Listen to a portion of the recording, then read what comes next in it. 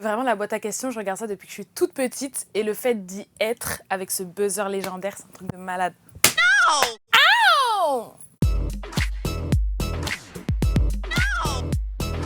Tu es sortie il y a quelques semaines du château de la Star Academy. Il s'est passé quoi pour toi depuis? Il s'est passé plein de trucs en vrai, plein d'interviews, de radio, de plateaux et tout. C'est trop bien. Et puis, c'est bientôt les répètes de la tournée, donc j'ai hâte. Comment gères-tu cette nouvelle notoriété? Je la gère comme je peux, j'avoue que c'est spécial. Gérer les réseaux sociaux et tout ça, c'est assez nouveau, mais je le vis plutôt bien, donc c'est cool. Comment est née ta chanson Unforgettable? Raconte-nous. Unforgettable, elle est née dans ma chambre, avec ma guitare, après un chagrin d'amour. J'avais pas envie du tout que la personne que j'aime m'oublie. Et en fait, c'est une chanson qui a évolué avec le temps, puisque aujourd'hui, j'ai grandi, j'ai fait plein de choses, j'ai rencontré des auteurs qui m'ont aidé à écrire la chanson. Et maintenant, cette personne, je l'ai oubliée. Tu nous chantes un extrait de ta chanson Unforgettable. Je serai unforgettable, plus jamais blessé, plus jamais laissé.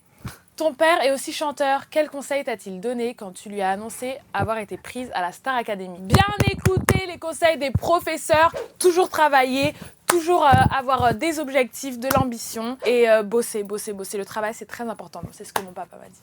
Tu as été victime de nombreuses critiques racistes en sortant de la Star Academy. Comment as-tu réussi à te protéger? Tout simplement en ne regardant pas ces commentaires et juste ne pas calculer quoi. Donc en vrai, je suis facilement passée au-dessus. Aya Nakamura a dit que tu étais une star en devenir qui dérangeait. Ça t'a fait quoi d'être soutenue par la Queen? Eh ben j'étais trop contente, c'est un truc de malade. La Queen, la reine de France me soutient.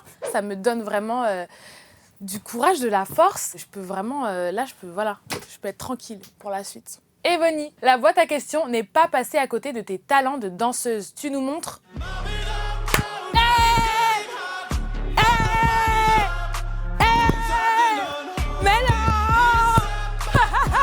T'as envie de leur dire quoi aux gens qui veulent t'opposer à Marine? J'ai envie de leur dire que Marine et moi, on s'aime pour de vrai et qu'il n'y a pas d'opposition à créer entre nous deux. On est des grandes copines et qui sont vraiment tout seuls dans leur délire parce que cette opposition, elle n'existe pas dans la réalité entre elle et moi, quoi.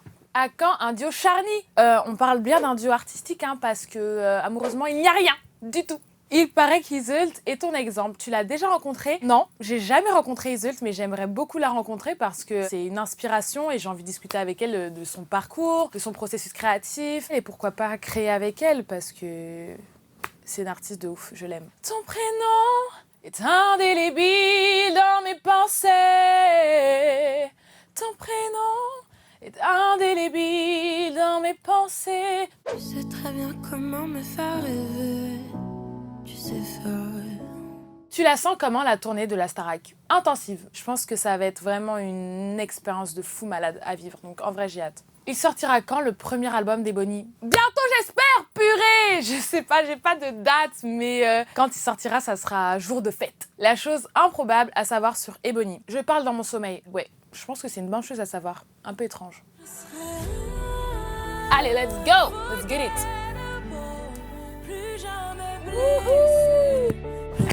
Bisous!